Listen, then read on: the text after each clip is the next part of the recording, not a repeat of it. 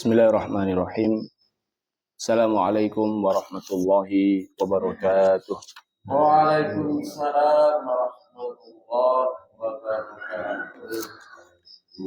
Alhamdulillahi rabbil alamin. Wa usalli wa usallim ala nabiyyina wa habibina Muhammadin wa ala alihi wa sahbihi ajma'in. Amma ba'du. Bapak-bapak, ibu-ibu, kaum muslimin dan muslimat rahimani wa rahimakumullahu ta'ala. Pada kesempatan kali ini kita akan memasuki bab baru. Kita telah selesai dari bab yang membahas tentang wudu. Sekarang kita akan memasuki bab baru, yaitu bab dukhulil khala wal istitabah. Bab masuk ke dalam kamar mandi dan cebok. Jadi pada bab ini Al-Imam Abdul Ghani Al-Maqdisi rahimahullah ta'ala akan membawakan hadis-hadis Nabi Shallallahu Alaihi Wasallam yang berkaitan dengan adab-adab di kamar mandi. Hadis yang pertama adalah hadis yang berbunyi An Anas bin Malikin radhiyallahu ta'ala anhu. Dari Anas bin Malik, semoga Allah Ta'ala meridhoinya. Anna Nabiyya Sallallahu Alaihi Wasallam, bahwasannya Nabi Sallallahu Alaihi Wasallam, kana idza dakhala al-khala, beliau apabila memasuki khala. Khala jamaah artinya adalah tempat sepi. Khala artinya apa? Tempat sepi. Namun maksudnya di sini adalah tempat untuk buang hajat. Kenapa tempat untuk buang hajat disebut dengan tempat sepi?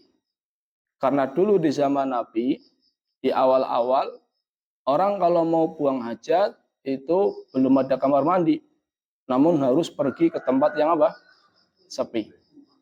Walaupun setelah itu jamaah, setelah itu maka Nabi SAW dan para sahabat sudah mulai memiliki tempat buang hajat di dalam rumah atau dekat dengan rumah. Ya mungkin seperti di Indonesia jamaah, mungkin zaman-zaman dulu masih sedikit yang punya apa? Kamar mandi. Jadi kalau mau buang hajat harus pergi ke tempat yang jauh, ke tempat yang sepi. Jadi khala ini artinya adalah tempat sepi, namun maksudnya adalah tempat buang hajat. Dahulu Nabi Shallallahu Alaihi Wasallam apabila memasuki tempat untuk buang hajat, beliau berdoa, Allahumma inni a'udzubika, ya Allah, aku berlindung kepadamu, minal khubusi wal khaba'isi. Khubusi wal khaba'isi. Bisa dibaca khubu. Khubu berarti baknya didomahkan. Bacanya minal khubusi wal khaba'isi. Kalau dibacanya dhammah berarti artinya adalah aku berlindung kepadamu ya Allah dari setan laki-laki dan setan perempuan. Ini kalau dibacanya dengan apa? Dhammah. Baknya dibaca dengan dhammah. Dan ini riwayat yang paling banyak. Namun sebagian riwayat baknya dibaca sukun. Berarti bacanya Allahumma inni a'udzubika minal khub. Khub, baknya sukun. Khubsi wal khaba'isi. Kalau dibaca sukun, berarti artinya aku berlindung kepadamu ya Allah dari kotoran. Jadi kalau dibaca dhammah artinya tadi apa? Setan, baik laki-laki maupun perempuan, khaba'isinya. Tapi kalau dibaca dengan sukun, maka artinya adalah apa? Kotoran. Namun jamaah, di sini riwayat yang paling banyak adalah dibacanya dengan dhammah. Berarti yang lebih kuat adalah bacanya Allahumma inni a'udzubika minal khubusi wal khaba'isi. Dari hadis ini kita tahu bahwasanya ternyata ternyata kamar mandi adalah tempatnya siapa? Setan. Karena setan itu jamaah senang dengan tempat-tempat seperti kamar mandi. Tempat-tempat yang kotor. Dari sini jamaah para ulama memakruhkan seseorang terlalu berlama-lama di kamar mandi. Kenapa? Karena di situ banyak setannya, dan yang kedua dia akan terputus dari berzikir kepada Allah Azza wa Jalla. Ini bunyi hadisnya jamaah, hadis riwayat Bukhari dan Muslim. Kaum muslimin dan muslimat rahimani wa rahimakumullah taala. Terkait hadis ini ada 3 pembahasan. Yang pertama adalah biografi Anas bin Malik. Jadi hadis ini dari sahabat Nabi yang bernama Anas bin Malik. Siapa Anas bin Malik? Anas bin Malik, nama beliau adalah Anas bin Malik bin Nadhr al-Ansari. Nama beliau Anas, bapak beliau namanya Malik. Dan beliau ini jamaah al-Ansari. Berarti beliau dari sahabat apa? Ansar. Berarti orang Mekah atau orang Madinah? Orang Madinah. Anas ini jamaah, ketika ibunya atau ketika Nabi Shallallahu Alaihi Wasallam hijrah ke Madinah, Anas masih kecil. Dan ibunya membawa Anas yang masih kecil kepada Nabi Shallallahu Alaihi Wasallam, dan ibunya mengatakan, Ya Rasulullah, Anasun khadimuka, ud'ullaha lahu. Wahai Rasulullah, ini Anas akan menjadi pelayanmu, dan doakanlah kebaikan untuknya. Jadi ibunya ini pengen kalau seandainya Anas ini hidup dekat dengan Rasulullah Shallallahu Alaihi Wasallam. Dan ibunya pintar jamaah. Dia minta agar Rasulullah Shallallahu Alaihi Wasallam mendoakan siapa? Anas. Apa doa Rasulullah SAW? Doa Rasulullah SAW, Allahumma akthir malahu wa waladah. Ya Allah, berikanlah harta dan keturunan yang banyak untuk Anas. Wa barik lahu fima a'taitahu. Dan berkailah apa yang telah engkau berikan kepadanya. Jadi Rasulullah SAW mendoakan Anas jamaah agar Anas ini anaknya banyak, hartanya juga apa? Banyak. Dan Allah Ta'ala kabulkan jamaah. Anas ini memiliki anak yang sangat banyak. Disebutkan anaknya ini jamaah sampai Samanun. Anaknya tok itu sampai Samanun. Samanun itu artinya 80 jamaah. Anaknya berapa? 80. 80 ini 78 laki-laki, 2 perempuan. Jadi anaknya 80, kebanyakan apa? Laki-laki. Dan Anas jamaah diberikan umur yang panjang. Anas umurnya itu sampai 107 tahun. Jadi Anas itu umurnya sampai 107 tahun. Karena umurnya panjang jamaah, beliau sampai pernah menguburkan 27 anaknya. Jadi ada 27 anaknya yang meninggal sebelum Anas meninggal dunia. Karena Anas umurnya sampai berapa? 107 tahun. Jadi umurnya panjang, hartanya banyak, anaknya juga banyak. Kenapa? Karena berkat doa Nabi Shallallahu Alaihi Wasallam, Allahumma akthir malahu wa waladahu wa barik lahu fima a'taitahu. Ya Allah, perbanyaklah harta dan keturunannya, dan berkailah apa yang engkau berikan kepadanya. Karena umurnya panjang jamaah 107, maka Anas bin Malik ketika sudah tua, sudah nggak bisa puasa. Maka apa yang dilakukan jamaah? Membayar fidyah. Jadi antara sahabat Nabi yang sering bayar fidyah adalah siapa? Anas bin Malik. Karena umurnya panjang sampai tua, kemudian tidak bisa menjalankan puasa Ramadan, dan beliau sering membayar fidyah. Anas bin Malik 10 tahun jamaah. 10 tahun hidup bersama Nabi SAW melayani Nabi. Karena ibunya ini jamaah menyerahkan Anas untuk menjadi pelayan Nabi di awal Nabi SAW ke Madinah. Dan Nabi SAW dakwahnya di Madinah berapa tahun? 10 tahun. Jadi di Madinah 10 tahun, di Mekah dakwahnya 13 tahun.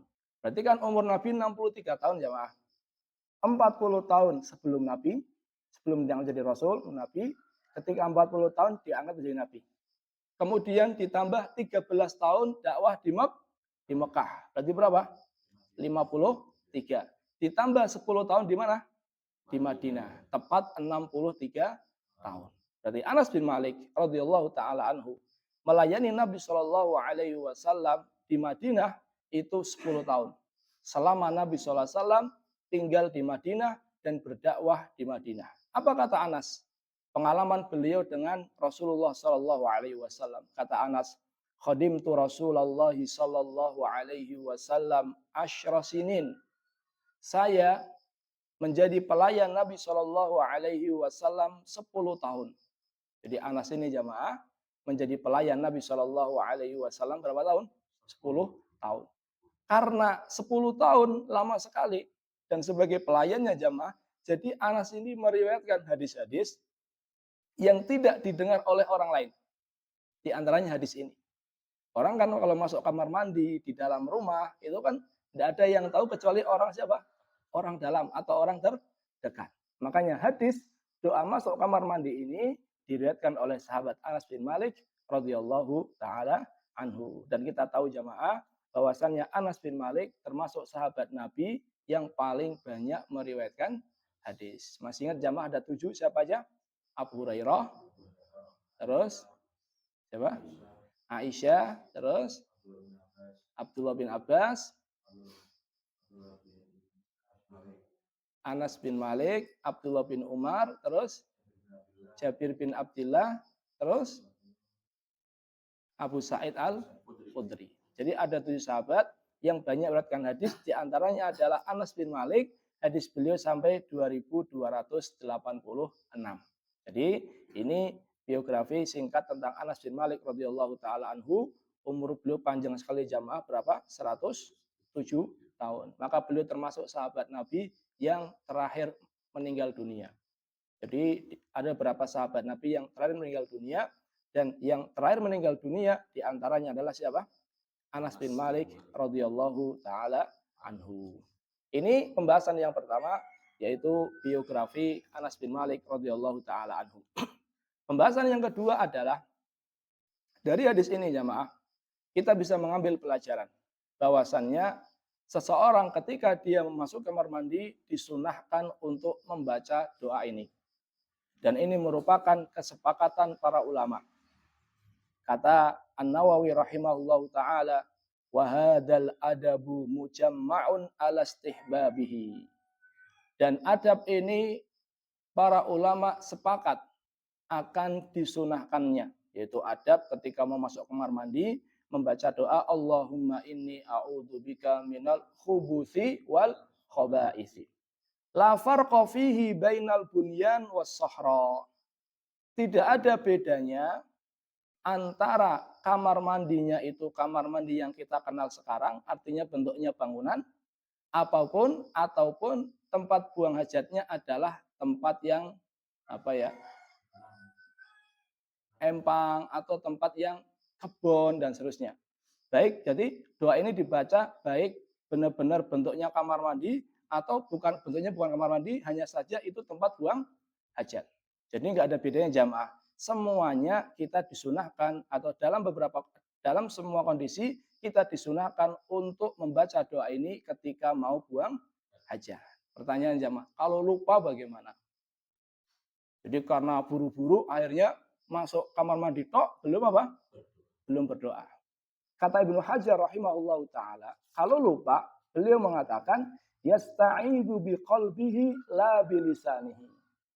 Jadi kalau lupa masuk kamar mandi belum baca doa, maka bacanya di hati nggak boleh dengan lisannya. Kenapa nggak boleh dengan lisan? Karena kita sedang di mana? Kamar mandi.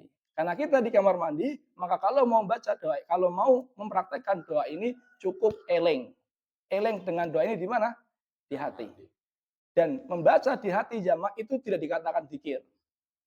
Itu hanya mengingat tok. Karena zikir itu adalah amalan hati dan amalan di lisan. Makanya Nabi SAW ketika ditanya oleh salah seorang sahabatnya yang mengeluhkan akan banyaknya syariat Islam, kata Nabi, la yazalu lisanuka rotban min dzikrillah. Lisanmu senantiasa hendaknya basah dengan berzikir kepada Allah. Jadi orang di kamar mandi lah kok hatinya mengingat Allahumma inni a'udzubika minal khubuthi wal khaba'is, sejatinya belum disebut dengan apa? Zikir. Jadi tidak apa-apa jamaah. Jadi kata Ibnu Hajar rahimahullahu taala, Kalau lupa, lah kok belum baca doa ini, maka di kamar mandi membacanya dengan apa? Hati. Dan nggak boleh dengan apa? Lisan.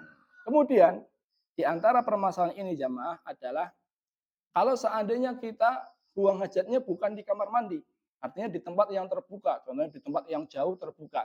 Kapan kita mulai membacanya doa ini? Kalau seandainya kamar mandi kan jelas jamaah ya. Jadi sebelum masuk kamar mandi kita baca. Nah ini nggak ada pintunya dan seterusnya. Kapan membacanya? Kata para ulama, membacanya adalah inda tashmiris thiyab. Membacanya adalah ketika mulai menyingsingkan baju. Jadi ketika sudah mulai mau membuka celananya untuk buang hajat, disitulah kita membaca Allahumma inni a'udzubika minal khubuthi wal khobaisi. Ini pembahasan yang kedua. Pembahasan yang ketiga adalah disunahkannya untuk berzikir dengan zikir yang lain. Kalau ini kan zikirnya Allahumma inni a'udzubika minal khubuthi wal khobaisi. Ternyata jamaah ada zikir yang lain. Jadi sebelum kita membaca doa itu ada tambahannya apa? Bismillah. Jadi yang sempurna jamaah bacanya Bismillah Allahumma inni a'udzubika minal khubuthi wal khobaisi. Mana dalilnya? Dalilnya sabda Nabi Shallallahu Alaihi Wasallam dari sahabat Ali bin Abi Thalib. Rasulullah SAW bersabda, Satru ma baina a'yunil jinni wa aurati bani Adam. Penghalang antara aurat manusia dan penglihatan jin idza dakhala ahaduhumul khala, apabila salah seorang di antara mereka memasuki kamar mandi, an yaqula bismillah, dia membaca bismillah. Jadi orang kalau baca bismillah sebelum masuk kamar mandi, setan tidak bisa melihat apanya? Auratnya. Ini manfaatnya, berarti manfaatnya kita membaca bismillah Allahumma inni a'udzubika minal khubuthi wal khaba'ith jamaah, kurang lebih ada 4 manfaat. Yang pertama adalah kita mempraktekkan sunnah Nabi. Yang kedua, karena kita mempraktekkan sunnah Nabi, kita dapat pahala. Yang ketiga, kita tidak diganggu sama jin. Nah, kamar mandi tempatnya jin dan kita berlindung dari gangguan setan baik laki-laki maupun perempuan. Yang keempat, jin tidak bisa melihat aurat kita. Jadi ada 4 manfaat ketika kita mempraktekkan sunnah Nabi Shallallahu Alaihi Wasallam ini sebelum masuk kamar mandi. Jadi jamaah yang lebih tepat bacanya khubuthi atau khubuthi. Jadi Bismillah Allahumma inni a'udzubika minal khubuthi wal khobaisi. Wallahu taala alam bisawab. Terima kasih atas perhatiannya. Mohon maaf atas segala kesalahan. Kita tutup dengan doa kafaratul majlis. Subhanakallahumma bihamdika asyhadu an la ilaha illa anta astaghfiruka wa atubu ilaik. Wassalamualaikum warahmatullahi wabarakatuh. Waalaikumsalam warahmatullahi wabarakatuh.